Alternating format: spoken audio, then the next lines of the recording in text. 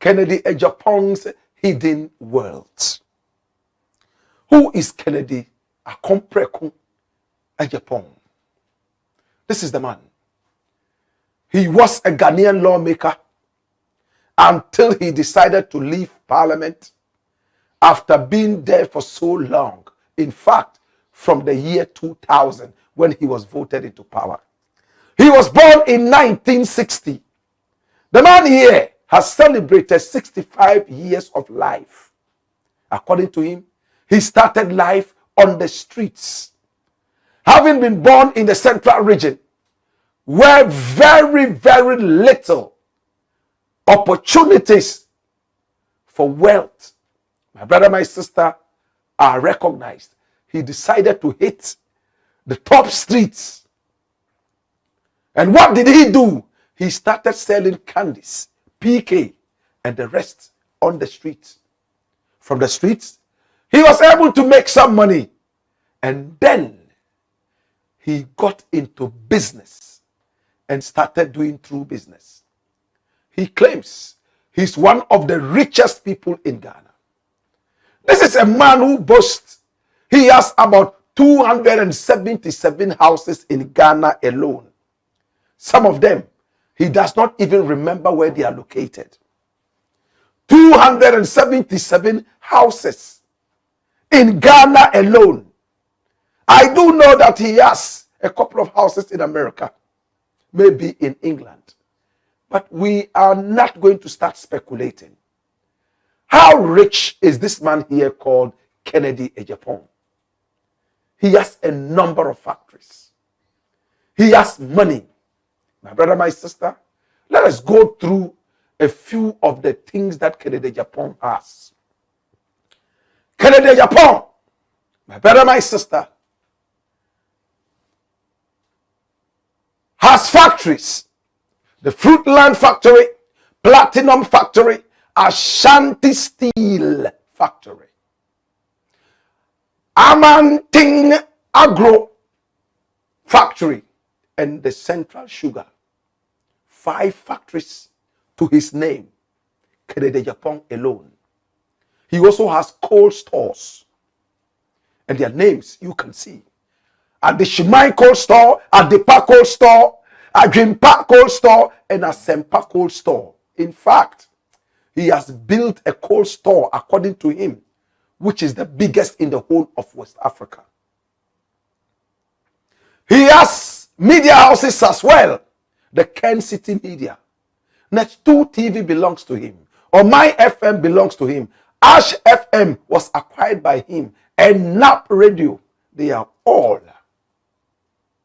to his credit. My brother, my sister.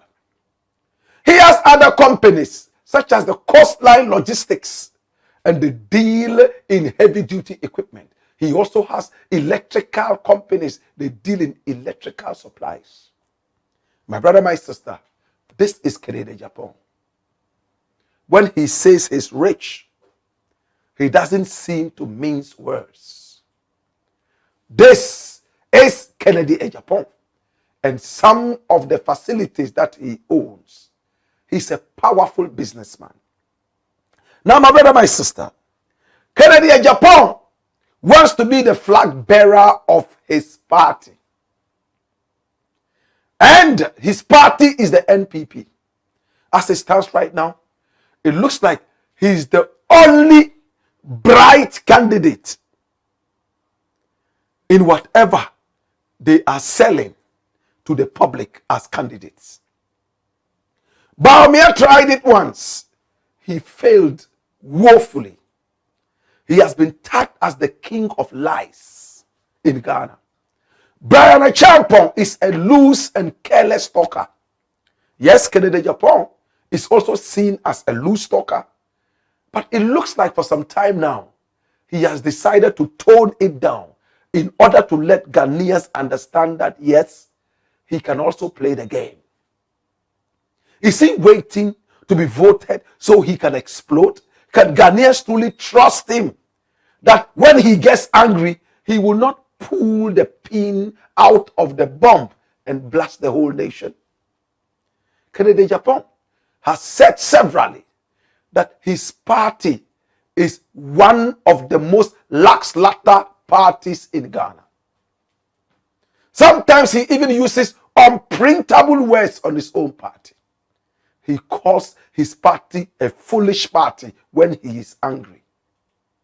In the run-up to the last elections, he went headlong in competition with Mahmoud Bawumia, Dr. Mahmoud Bawumia. He lost, but many people gave him the credit. They never thought that he could rise to that level with the number of votes that he had. It looks like this time around, Kennedy Agyapong has hit the grassroots. He has hit the grassroots very strongly. And so many of the youths are behind him. One of the most powerful prophets of the land, Bernard Nelson Eshen, is the prophet and the set man of the church known as Spirit Life Ministries. He's a man whose prophecies hardly fail. He's a man that many people believe. In fact, in the run-up to the last elections, he prophesied that President John Dramani Mahama was going to return to the presidency. And he even mentioned how many days after the election results will be mentioned. He also prophesied that the vice president or the running mate to the president at the time, John Dramani Mahama, was going to fall ill, and if care was not taken, Mahama was going to walk into the presidency without a vice president. My brother, my sister, and it came to pass, albeit she did not die. She felt so ill. She was shipped out of the country against all odds. At the time, many people said that she should have remained in Ghana. After all, we have competent enough doctors to take care of her. But she was flown outside the country against all political odds and reasoning. She returned after several weeks of her health sojourn. And when she returned, she Nicodemously went into the office after the initial announcements. And my information has said that Bernard and some other men of God were actually called in to pray for this woman heavily to alleviate whatever bad was supposed to befall her. I believe in prophets like this. He is one of the strongest pillars, one of the strongest political and spiritual pillars behind Kennedy Agyapong. And the youth are also rallying behind Kennedy Agyapong, and it looks like he will most likely carry the day. Now, Brian Agyapong is the Abetifi MP. In fact, he owns Rock City. We are told it is the biggest hotel in the whole of West Africa and is located right here in Ghana, on the hills. In Ghana, they say on the mountains. My brother, my sister, he has recently been nicknamed Abetifi Elon Musk. My brother, my sister, he has come out to tell us that he has spent a lot of money making sure that Dr. Mahmoud Bawumia would be elected president in the last elections, though they failed. And the amount of money he's beginning to mention, we are asking, now that he himself is running for the flag bearership of his party, how is Bawumia going to be able to raise such huge sums to be able to do that? But a businessman like Kennedy Agyapong, the question people are asking, will Brian Agyapong finally throw his weight behind Kennedy Agyapong? Especially that they belong to a party where non-accounts are never actually given the respect that is due them. Kennedy Agyapong has so much wealth. He has brains to be able to turn almost anything into wealth. From selling PK, he's been able to build a whole empire for himself, ranging from media houses all the way through factories down to even retail shops across Ghana and beyond. Does he have the political acumen to be able to change Ghana around the way he was able to turn himself around business-wise and change his destiny from a poor little boy walking the streets to a wealthy millionaire? That is the question many people are asking. But Kennedy Agyapong has also made it clear that Ghana has tried lawyers. It's tried different kinds of people, but never tried a businessman. He thinks it is time now to try a businessman. Now the big question is, did you ever know that Kennedy Agyapong owned all those factories? How did he make his money? He has never actually been a political appointee as a minister, except board member here, board member there, caucus leader here, caucus leader there. And strategically, he said he has never been interested in it because he doesn't want one day somebody to approach him and say that because of this political appointment, you used it to get ill-gotten wealth. My brother, my sister, what are the chances of Kennedy Agyapong? Can he succeed outside business and become the president of the Republic of Ghana? Does he stand a chance? If you ask me, I have the answers. Yes, he can become the flag bearer of his party. But to become the president of Ghana, it is for the oracles to say. Will Ghanaians accept him as president and vote him as president? Or do you think Ghanaians have been able to follow his track record to the point that they are ready to accept him as president who can change the fortunes of this nation? As for grabbing the flag bearership, I don't doubt it. You know why? Aside the fact that the oracles are saying that it will come to pass, Kennedy Agyapong is a grassroots man. A lot of people in the ghetto are running after him, and these are the voters.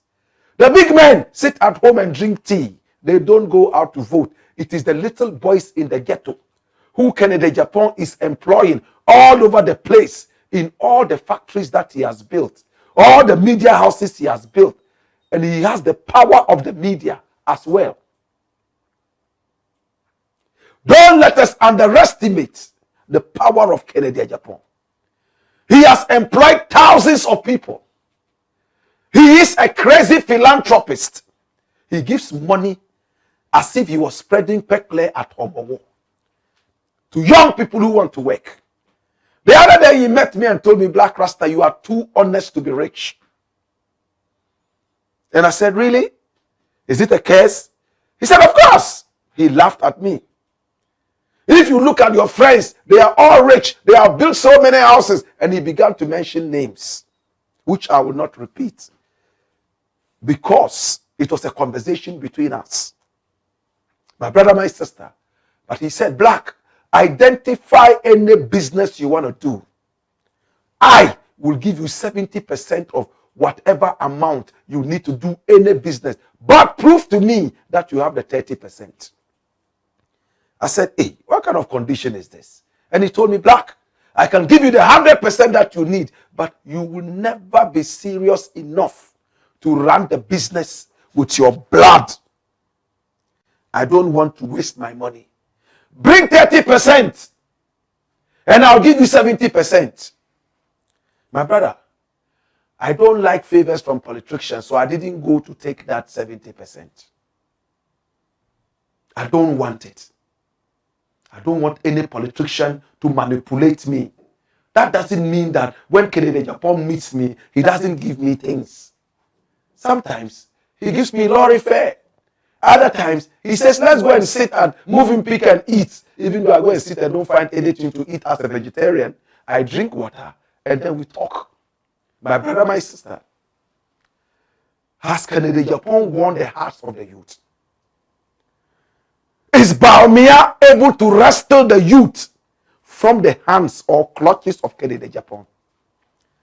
As for Abetifi Elon Musk, he will never smell the flag bearership. Money is not everything. Wale Adam Smith, he has appointed people. People are tired of philosophies, economic histories, and philosophies. They don't want to hear that anymore. You see, agroniform. 8 years I'll buy no. Assemble na ukaye. Maye bottom kasa. Utumi maye bottom kasa ya. Ka. Right now, my brother, my sister, I've seen Bill Gates. Kennedy Agyapong is here. It's going to be a beautiful battle between Asin Bill Gates and Wale Adam Smith. As for Abetifi Elon Musk, I am sure he will just sit behind and finally throw his weight behind Kennedy Agyapong. Mark the words. Bawumia's main financier is now against him, throwing tribal jibes at him. The man who paid a lot of millions to see Bawumia elected is now against Bawumia. Who is Bawumia's new financier? Can Bawumia make it happen? As for Kennedy Agyapong, he's always been the lone man walking, the last man walking. He has his own money from the factories that he has built and so on and so forth. So we can still comfortably say that his finances are still lurking in the shadows around him. How about Bawumia? Is money important at all in these elections? Do Ghanaians trust Kennedy Agyapong enough? At least does his party, the NPP, trust him enough to make him the flag bearer? Now, the biggest trust in the NPP is your tribe. Are you an Akan? If you are an Akan, you are picked 70% already or 80%. Are you an Akan? No. I'm from Wale. 80% of the votes would already drop. Especially that Nana Addo Dankwa Akufo-Addo is no longer going to be so active in the upcoming primaries. He soiled his name, and not many Ghanaians will want to see him on the political front anymore. The more he appears in public, the more votes he's going to lose for whoever he supports. My brother, my sister, and to make it even worse, Kennedy Agyapong's baby mother, Adwoa Safo, is now in the camp of Bawumia, and many people think that it is a stab in the back, especially for the reason she gave. He didn't support me, and because of that, I will not also support him. Many people think that this is a lame excuse, and Kennedy is already winning sympathies from all these people. There are some other people who don't like Kennedy because he talks too much according to them. But for some months now, have you seen the silence? Is that the way to go? Or will the people still want Kennedy to speak his mind and insult people? What do you think? It's the Black Pot, aka Kukushonamo, where we speak truth to power.